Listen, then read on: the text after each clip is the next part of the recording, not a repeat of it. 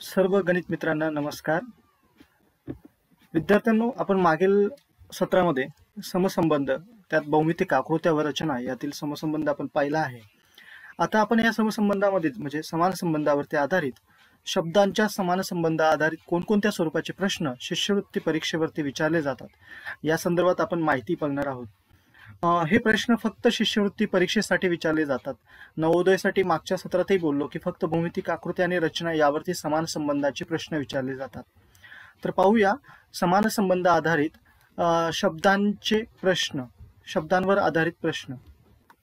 तुम्ही जर मागील भौमितिक आकृत्या व रचना यातील समसंबंधाचे व्हिडिओ पाहिले नसेल तर ते सेशन पूर्ण करा. त्यावरती आधारित हे सेशन पुढे कंटिन्यू आपण करत आहोत. त्यामधील गुणांकन, भारांश यावरती मागील सत्रात आपण चर्चा केलेली आहे. तर मी प्रत्यक्ष सत्राला सुरुवात करतो. शब्दांमधील समान संबंध ओळखण्यासंदर्भात कोणकोणत्या स्वरूपाचे प्रश्न असतात ते आपण पाहणारच आहोत. पण पुन्हा एकदा मी थोडक्यात रिव्हिजन करतो की आपल्याला एकूण 4 पदे या प्रश्नांमध्ये दिलेली असतात. यामध्ये 4 पदांमध्ये पहिल्या 2 पदांचा जो समान संबंध एकमेकांमध्ये असतो त्यातील तसाच संबंध ओळखून तुम्हाला तिसऱ्या आणि चौथ्या पदाशी तो असतो. तर आपल्याला तिसरे पद दिलेले असते आणि चौथे पद दिलेल्या पर्यायामधून शोधायचे असते. पहिल्या 2 पदांचा समान संबंध ओळखून तोच समान संबंध तिसऱ्या आणि चौथ्या पदाशी असतो. तर तिसरे पद आपल्याला दिलेले असते आणि पर्यायामधून शोधणार असतो. तर इयत्ता 5वी शिष्यवृत्ती परीक्षेकरता या समान संबंधामधील कोणकोणत्या बाबींवरती प्रश्न विचारले जातात यासाठी आपल्याला पूर्वतयारी म्हणून कोणकोणत्या गोष्टींचा आपल्याला अभ्यास असावा. तर मी सांगू इच्छितो की यामध्ये रंग, रूप, चव, गुणधर्म म्हणजे बरेचसे विज्ञानावर आधारित वैज्ञानिक संबोधांवरती विज्ञानाशी संबंधित संबोधावरती या प्रश्न विचारले जातात. तसेच व्याकरणाशी, मराठी व्याकरणात, कार्यात्मक व्याकरणामध्ये सुद्धा आपण पाहिलेले होते. समानार्थी शब्द, विरुद्धार्थी शब्द, पिलूदर्शक शब्द, घरदर्शक शब्द. मी मराठीमध्ये सुद्धा जेव्हा मराठीचा भारांश आपण पाहत होतो त्यावेळेस बोललो होतो की तो जो अभ्यास आहे तो फक्त मराठी या विषयाकरता नसून तो बुद्धिमत्तेसाठी तितकाच महत्वाचा आहे जितका गणितासाठी तो महत्वाचा आहे, इंग्रजीसाठी महत्वाचा आहे. शिष्यवृत्तीची ही परीक्षा सर्व विषय जे आहेत ते एकमेकांमध्ये गुंफलेले आहेत. तरी आपल्याला एका विषयाचा अभ्यास करताना दुसऱ्या इतर विषयांचा सुद्धा जोडीने अभ्यास करता येतो. यामध्ये समूहदर्शक शब्द, इथे मराठी भाषेशी संबंधित वेगवेगळे प्रश्न विचारले जातात. इयत्ता 5वी साठी थोड्याफार प्रमाणात इतिहास, भूगोल यावरती प्रश्न विचारले जातात. परंतु इयत्ता 8वी साठी जी शिष्यवृत्ती परीक्षा होते त्यावरती विद्यार्थ्यांनी जाणीवपूर्वक लक्ष ठेवायचे आहे की इतिहासाशी, भूगोलाशी संबंधित बऱ्याच वेळेस समसंबंधावर आधारित प्रश्न विचारलेले आहेत. जसे की आपण प्रश्नोत्तरामध्ये आपण जेव्हा प्रश्नांचा सराव बघणार आहोत त्यामध्ये आपल्याला लक्षात येईल की प्रश्नांमध्ये संबंध कसे शोधत असतो किंवा कोणत्या स्वरूपाचे प्रश्न इतिहासातील आधारित आहेत, भूगोलावर आधारित आहेत, नागरिकशास्त्रावरती आधारित आहेत. गणिताच्या सुद्धा संकल्पना यामध्ये बऱ्याचदा विचारलेल्या आहेत. संकल्पना, छोट्या बाबी, महत्वाच्या घटना, विज्ञान हा विषय तर आपण पाहिलेलाच आहे. तर भूगोलामध्ये भौगोलिक माहिती, नद्या, पर्वते, शहरे, हवामान, बंदरे यांच्या बाबतीत माहिती विचारली जाते. तर इतिहासातील काही सणावळ्या, सण, दिनविशेष या बाबतीत विचारले जाते. नागरिकशास्त्रामध्ये घटनेशी संदर्भात, राज्यघटनेशी संदर्भात काही तरतुदी विचारल्या जातात. लोकसभेचा जो निवडून येतो तो लोकप्रतिनिधी त्याला म्हणतात खासदार. तोच विधानसभेचा जर लोकप्रतिनिधी असेल तर त्याला म्हणतात आमदार. तर या सारख्या नागरिकशास्त्राच्या बाबी आपण विचारात घेतो आणि गणितासंदर्भातही बऱ्याच बाबींचा आपण अभ्यास करणारच आहोत. तर आपण पाहूया की यावरती आधारित प्रश्न कशा स्वरूपाचे असतात. परीक्षेमध्ये प्रश्नाचं स्वरूप जवळपास अशा पद्धतीने असते की पुढील प्रश्नात पहिल्या व दुसऱ्या पदाचा जो संबंध आहे तसाच संबंध तिसऱ्या पदाचा चौथ्या पदाशी आहे. तो संबंध शोधा व प्रश्नचिन्हाच्या जागी योग्य पर्याय निवडा. अशा स्वरूपाचा प्रश्न परीक्षेमध्ये विचारला जातो. तर आपण काही प्रश्न पाहूया. प्रश्न पाहिल्यावर तुम्हाला लगेच लक्षात येतं की इथे मोरास लांडोर तर उंट म्हणजे काय असेल. इथे 2 चिन्हांचा अर्थ समजून घ्या. 2 टिंब याचा अर्थ की मोरास लांडोर याचा एकमेकांशी संबंध हा प्रस्थापित करतो हे चिन्ह, आणि 4 असतील तर त्याचा अर्थ आपण तर म्हणून घेऊया. मोरास लांडोर तर उंटास काय येईल. इथे जे 4 टिंब आहे ते ह्या पहिल्या 2 पदांचा वेगळे करते आणि पुढच्या 2 पदांना वेगळे करते. मोरास लांडोर तर उंटास काय येईल. या अनुषंगाने आता तुम्हाला माहिती आहे की इथे जो संबंध दिलेला आहे समान संबंध, तो म्हणजे विरुद्ध लिंगी शब्दांचा अर्थ दिलेला आहे. मोराच्या विरुद्ध लिंगी असतो लांडोर, तर उंटाच्या विरुद्ध लिंगी हा शब्द असतो काय असतो, बरोबर सांडणी. अतिशय सोपा शब्द होता. विरुद्ध लिंगी जे मराठीशी संबंधित आहे. प्रश्न दुसरा. हा प्रश्न पाहत असताना तुम्ही म्हणाल की सर खूपच सोपा प्रश्न आहे, परंतु परीक्षेमध्ये अशाच स्वरूपाचे प्रश्न विचारले जातात इयत्ता 5वी शिष्यवृत्ती परीक्षेसाठी. तर नक्कीच की इथे आपल्याला तुम्हाला लक्षात येईल की होकायंत्र आणि दिशा यामध्ये जो संबंध आहे तोच समान संबंध आपल्याला 3ऱ्या आणि 4थ्या पदाशी जोडायचा आहे. होकायंत्र हे काय काम करतं तुम्हाला सगळ्यांना माहिती आहे की होकायंत्र हे दिशादर्शक म्हणून आपण वापरतो यंत्र. तर घड्याळाचा त्या दृष्टीने आपण कोणत्या कामासाठी उपयोग होतो, तर घड्याळ हे आपल्याला वेळ दाखवते, म्हणजे या प्रश्नाचा पर्याय आहे वेळ. आता 3रा प्रश्न तुम्हाला मी सर्वांना सोडवायला देत आहे. 3रा प्रश्न तुम्ही सर्वांनी सोडवायचा आहे. प्रश्न क्रमांक 3 हा तुमच्यासाठी आहे. यामध्ये तुम्ही पाहत असाल की पहिले 2 पदांमध्ये जो समान संबंध आहे तसाच 3ऱ्या आणि 4थ्या पदाचा समान संबंध असणार आहे. तो तुम्हाला शोधायचा आहे आणि प्रश्नचिन्हाच्या जागी योग्य पर्याय नोंदवायचा आहे.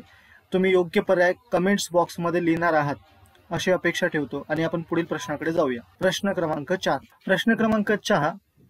क्रमांक 4 पाहूया.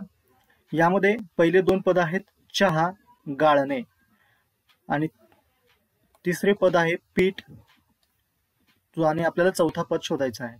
चहाची क्रिया, जेव्हा चहा आपण विलगीकरणाची प्रक्रियामध्ये गाळणे, चहा आपल्याला जो आवश्यक चहा असतो, चहा पावडर आपल्याला वेगळी करायची असते, त्यावेळी ते आपण गाळण्याची प्रक्रिया करतो. त्याचप्रमाणे पिठामधील सुद्धा आपल्याला कोंडा वगैरे बाजूला काढण्यासाठी आपण जी विलगीकरणाची प्रक्रिया करतो, तर जी आपल्याला गोष्ट आवश्यक जी क्रिया असते त्या क्रियेला आपण नक्की काय म्हणतो, चाळणे म्हणतो, मळणे म्हणतो, तिंबणे म्हणतो की खाणे म्हणतो. तर सर्वांना विद्यार्थ्यांना माहिती असेल की या क्रियेला आपण काय म्हणतो, चाळणे. मी आपल्याला ह्या वेगवेगळे प्रश्नोत्तर यासाठी घेत आहे की जेणेकरून तुम्हा सगळ्यांना कळेल की कोणत्या स्वरूपाचे प्रश्न इथे विचारले जातात. आपण शेवटी एक लिस्ट बनवणार आहोत की ज्यामध्ये तुम्हाला समान संबंधावरती जर प्रश्नांची उत्तर मिळवायची असेल तर त्यासाठी आपल्याला ह्या गोष्टी माहिती असाव्यात, जसे की समानार्थी शब्द, विरुद्धार्थी शब्द, घरदर्शक शब्द, वेगवेगळ्या विज्ञानातील क्रिया ज्या एकमेकांशी संबंधित आहेत, नंतर विरुद्ध लिंगी शब्द, नंतर आपण आता ही क्रिया बघितली, विज्ञानावरती आधारितली क्रिया होती, ही सुद्धा आपल्याला माहिती असावी. तर पुढील प्रश्न आपण पाहूया. पुन्हा विज्ञानावरती आधारित हा एक प्रश्न आहे. हा प्रश्न तुम्ही सर्वांनी सोडवावा अशी माझी इच्छा आहे की माणूस नाक तर माशाला कोणते पद जोडले जाईल. तर तुमच्या लक्षात येईल की इथे माणूस नाकाचा कशासाठी वापर करतो, त्याच अवयवाचा माशासाठी सुद्धा वापर होणे आवश्यक आहे. तर योग्य पर्याय तुम्ही निवडायचा आहे आणि कमेंट बॉक्समध्ये तो लिहायचा आहे.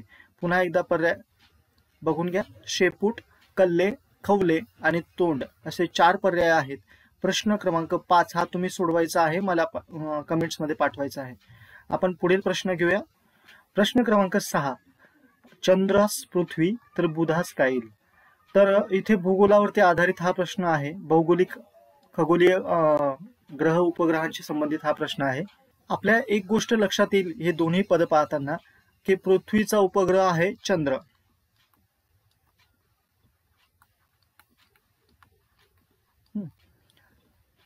मग बुध हा कोणाचा तरी उपग्रह असेल किंवा ग्रह असेल. मग बुध हा स्वतः ग्रह आहे. ओके, म्हणजे तो नक्कीच एखाद्या ताऱ्याचा, जसा पृथ्वी हा ग्रह आहे आणि ह्या ग्रहाचा उपग्रह हा चंद्र आहे, तसा बुध स्वतः ग्रह असेल तर मग तो कोणत्या तरी ताऱ्याचा ग्रह असेल आणि तो तारा कोणता आहे हा आपल्याला शोधायचा आहे. तो नक्कीच धूमकेतू नसणार आहे. आकाशगंगेचा तो भाग आहे. पृथ्वीसारखाच तो ग्रह आहे. त्यामुळे हे तिन्ही पर्याय नाहीत. 4था पर्याय जो सूर्य आहे हे आपल्याला समान संबंध दाखवतो. चंद्र पृथ्वीभोवती फिरतो कारण तो पृथ्वीचा उपग्रह आहे. चंद्र पृथ्वीच्या कक्षेत राहतो. पृथ्वीच्या भोवती तो परिवलन व परिभ्रमण या क्रिया करतो. त्याप्रमाणे बुध हा सूर्याचा ग्रह आहे आणि तो सूर्याभोवती परिवलन आणि परिभ्रमण ह्या क्रिया करतो. म्हणून येथे पर्याय क्रमांक येईल 4. प्रश्न क्रमांक 7 हा तुमच्यासाठी पुन्हा एकदा. सूर्यास भास्कर तर नदीस काय? इथे आपल्याला समानार्थी शब्द दिलेला आहे. सूर्याला भास्कर म्हणतात तर नदीला समानार्थी शब्द कोणता आहे? पर्यायामध्ये तुम्ही बघायचे आहेत. पर्याय आहेत सविता, सरिता, जल आणि तोय. हे चारही पर्याय योग्य बघून तुम्ही उत्तर कमेंट बॉक्समध्ये लिहिणार आहात. प्रश्न क्रमांक 8 पाहिला. अतिशय सोपा प्रश्न दिलेला आहे त्यांनी की अमावस्या ते पौर्णिमा यामध्ये जो कालावधी असतो त्याला शुक्ल पक्ष असं म्हणतात. ओके, शुक्ल पक्ष असे म्हणतात. तर पौर्णिमा ते अमावस्या या कालावधीत कोणती कालावधीला काय म्हणत असाल? एक पंधरवडा म्हणतात, कृष्ण पक्ष म्हणतात की अपक्ष म्हणतात की चंद्रकला म्हणतात? तर यापैकी 4 पैकी एक पर्याय योग्य आहे. आपल्या सगळ्यांना भूगोलामध्ये चंद्राच्या कला, चंद्राबाबत माहिती पाहत असताना, आपल्याला भरती ओहोटीशी संबंधित घटना बघत असताना कृष्ण पक्ष, शुक्ल पक्ष, अष्टमी ह्या क्रिया आपण नेहमी पाहत असतो. तर इथे दिल्याप्रमाणे अमावस्या ते पौर्णिमा हा शुक्ल पक्ष असतो. तर पौर्णिमा ते अमावस्या या पंधरवड्याला कृष्ण पक्ष असे आपण म्हणतो. प्रश्न क्रमांक 9 पाहतोय. राष्ट्रास राष्ट्रपती तर राज्यास कोण? 4 पर्याय आहेत. राज्यपाल, राज्यपती, मुख्यमंत्री, पंतप्रधान. इथे आपण एलिमिनेशन मध्ये सुद्धा आपण म्हणू शकतो की राज्यपती असे कोणतेही पद नसते, म्हणजे हा एलिमिनेशन मधून बाहेर पडणारा पद आहे. राष्ट्राचा प्रमुख हा राष्ट्रपती असतो. तसंच राज्याचा सुद्धा प्रमुख जो असतो त्याला आपण राज्यपाल असे म्हणतो. इथे नागरिकशास्त्राचा घटक आपल्याला महत्वाचा आहे की कोणत्या विभागाचा प्रमुख कोण आहे. प्रश्न क्रमांक 10 तुम्ही तुमच्या स्क्रीनवर दिसत असेल की ताम्रपटास लिखित तर जात्यांवरील ओव्यांना काय म्हणता येईल? काय असेल? आता तुम्हाला हा संबंध माहिती पाहिजे. यामध्ये समान संबंध असा की जी इतिहासाची साधने होती. प्रश्न क्रमांक 10 पाहिल्यावर वाचूया आपण. ताम्रपटास लिखित तर जात्यांवरील ओव्या काय असेल? तुम्हा सगळ्यांना माहिती असेल की ताम्रपट हे इतिहासाचे लिखित साधने आहेत ज्यातून आपल्याला इतिहास समजतो. त्याप्रमाणे जात्यांवरील ओव्या ह्या कोणत्या स्वरूपातील साधनांमध्ये येईल ज्या आपल्याला आपल्या भूतकाळातील इतिहासाची माहिती देतात? तर पाहूया पर्याय कोणकोणते आहेत. भौतिक साधने आहेत का, सांस्कृतिक साधने आहेत का, ऐतिहासिक साधने आहेत की मौखिक साधने आहेत? तर आपल्या सर्वांना ह्या साधनांची माहिती असावी की जात्यांवरील ओव्या ह्या मुखोद्गत असतात. ह्या पिढ्यानपिढ्या पुढे आलेल्या आहेत आणि ह्या मौखिक साधनांमध्ये यांचा समावेश असतो. इतिहासांमधील साधन स्रोतांचे पुरावे जे असतात त्यामध्ये हा मौखिक प्रकार आहे. म्हणून याचा पर्याय क्रमांक आहे 4. मी आता तुम्हाला पुढे काही प्रश्नोत्तर देणार आहे, पण त्याआधी पुन्हा एकदा विद्यार्थ्यांना, सर्वांना, पालकांना सांगू इच्छितो की ह्या प्रकरणाचा अभ्यास वेगळा करण्याची गरज नाही. तुम्ही जेव्हा मराठी, गणित, विज्ञान, इतिहास, भूगोल ह्या सर्व क्रिया पाहत असतात, यामधील सर्व क्रिया पाहत असतात, तर त्याशी संबंधित वेगवेगळ्या घटकांचा आपल्याला समान संबंधामध्ये उपयोग होतो. तर ज्या वेळेस तुम्ही इतिहास, भूगोल, नागरिकशास्त्र, गणित शिकत असाल तर तेव्हा 2 बाबींमधील, 2 संकल्पनांमधील, 2 घटनांमधील समान संबंध लक्षात ठेवावा, जेणेकरून आपल्याला इथे लक्षात येतो, उत्तर सोडवण्यासाठी मदत होते. हे पर्याय शोधत असताना पुन्हा एकदा पहिल्या आणि दुसऱ्या पदाचा जो समान संबंध आहे तो तुमच्या लक्षात येणं आवश्यक आहे. कारण तोच समान संबंध हा 3ऱ्या आणि 4थ्या पदाशी असल्याने तुम्हाला ह्या दोन्ही पदांमधील जर समान संबंध समजला तर तुम्हाला 3ऱ्या आणि 4थ्या पदामधील तो समान संबंध शोधण्यासाठी पर्यायातील योग्य पर्याय निवडण्यास मदत होते. तर मी तुम्हाला काही प्रश्न खाली देत आहेत, त्या प्रश्नाची उत्तरं तुम्ही मला द्यायची आहेत कमेंट्समध्ये. ठीक आहे? ओके, धन्यवाद.